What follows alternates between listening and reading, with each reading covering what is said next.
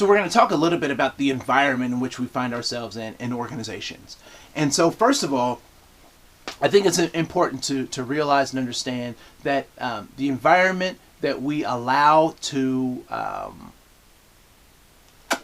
happen is extremely important to the well-being of everyone in our organization. It's extremely important that people understand what their roles are in the organization and that we help people stick to, maintain, and operate within those roles. All right. So the environment is very important. And so one of the things that, particularly in the work that I do around sexual harassment, that we often talk about, and I think it applies very specifically and succinctly in the conversation of discretionary effort and micro inequities, is this concept or these ideas around a hostile work environment. And so I want to talk about 7 reasons or 7 ways to avoid a hostile work environment. All right. First of all, number 1, no off-color jokes. One of the things that I've realized in places of employment is that if someone asks you if they can tell you a joke, your answer should be no. Right? So if somebody says, can I tell you a joke? Your first answer and your response should be no. Why? Because it is an inappropriate, wrong, or in some cases, illegal joke to tell in your workplace. How do I know that? Because if it wasn't, they would just tell the joke. So no off-color jokes. And so if someone ever asks you, hey, can I tell you a joke? Or I heard this on the radio. Can I... say no, because it is not going to be pretty. All right. The second thing in terms of avoiding a hostile work environment is the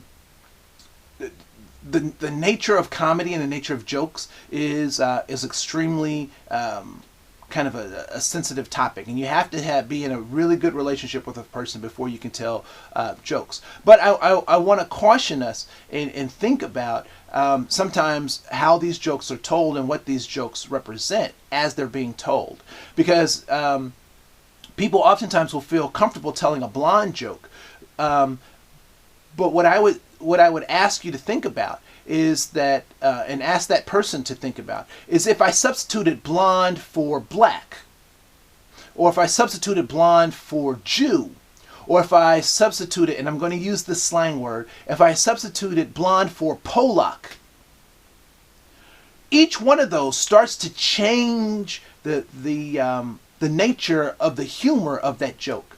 And so what I would say is that anytime we use double entendres, which means words that mean multiple meanings, in order to try to get humor or create satire in a workplace, we're on thin ice. And that any time that those sexual or genderized jokes get tolerated in an organization, we are establishing the roots for a forest of hostile behaviors, and we're on our way to creating that hostile workplace.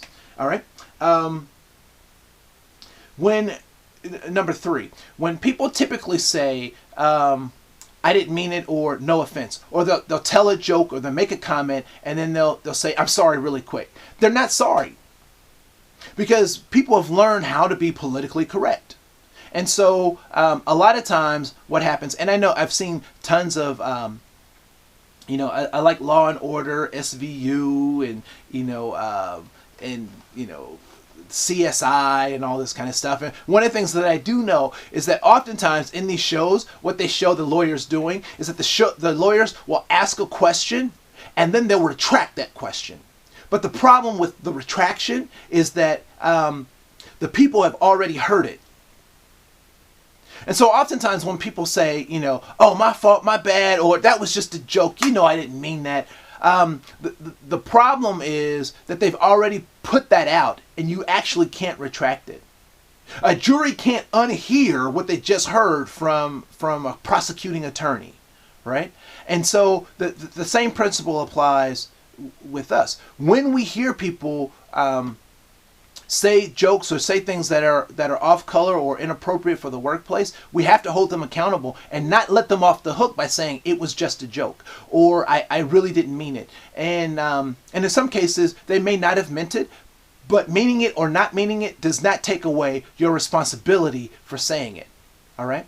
And so all too often the hostile work environment gets created because we let all of these little nano discriminatory things or these micro inequities happen under the guise of someone didn't mean it, or number 4, which is what we'll also talk about. And oftentimes, with number 4, people will say, well, that's just how Joe is, or that's just how Sally is. And I have to say that that's just wrong. Just because people have exhibited a behavior over a long period of time does not make it acceptable. As a small child, you used to drool and chew on your keys. And as an adult, most of us would find that same baby behavior as an adult unacceptable, even though you did it for a number of years. And so one of the things that's important to remember is, I've heard Dr. Phil say this, that you teach people how to treat you.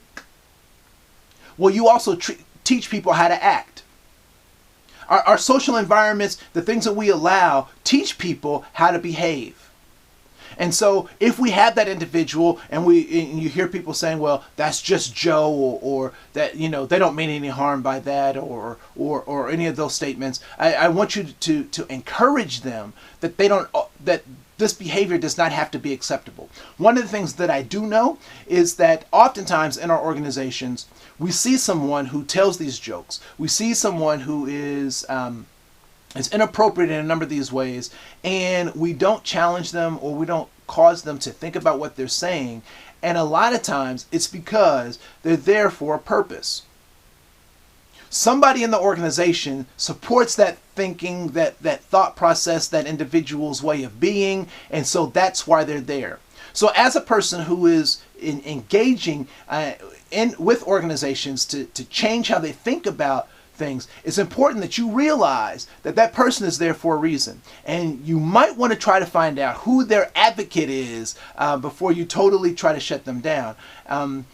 And you want to remember that people can learn, change, and grow. That they have become this way because they've learned the behavior, which also means that they can learn new behaviors. And so oftentimes as leaders in our organizations, it's our responsibility to help people to learn a new behavior. All right, so let's go to number 5. It's important to say something. All too often, evil goes unchecked because good people say nothing. All right, there's a workshop that I do that talks about the negative 6s, the 22s, and the 13s. And the 22s typically are the people who see something happen and they don't say anything about it. One of the things that I want you to remember as a leader in your organization is that it is your responsibility to say something. Now, it is not your responsibility to beat people up, but it is your responsibility to guide them, to question them, to cause them to think so that they can make better choices. Remember, we can't make anybody do anything. All we can do is offer them information and opportunities to make other choices. And speaking up, what you actually do is you create what we call cognitive dissonance. You create a disturbance between their routine thought process and this new information that you're giving them. So you create an opportunity for them to actually learn and change their behavior by offering them a different way of thinking or looking at the world. All right? So number 6, remember that your workplace is about work. And oftentimes people so confuse work with family. And you'll even hear managers saying that, we want a family atmosphere here. We want to work like a family. But the problem is, in a family, you don't have goals necessarily. You don't have contracts necessarily. You don't have products that you are supposed to deliver as a family. And so I don't think that the family metaphor works. I think the friendliness is a good thing to think about. But when we're at work, we're about accomplishing goals. And any behavior that does not help us accomplish a goal is not behavior that should be in the workplace. And so sexism doesn't help us accomplish the goals of the organization, so it shouldn't be there. Racism, homophobia, religious bias, all of those things are things that can get in the way of us actually accomplishing our business goals and objectives. All right. And number 7, know that no means no. When someone says, they ask you, "Can I tell you this joke?" and you say no, that should be enough. If I'm attracted to someone and they're not necessarily attracted to me, or I've made some kind of faux pas, I need to take that faux pas as that no actually does mean no. It doesn't mean try again. It doesn't mean tell me the joke in a different kind of way or another angle, because once we've gone beyond that no, we are in very dangerous territory that is called hostile work environment. All right? So the 7 things that you need to remember about creating a hostile work environment. First is no off-color jokes. 2, that no sexual or gender jokes.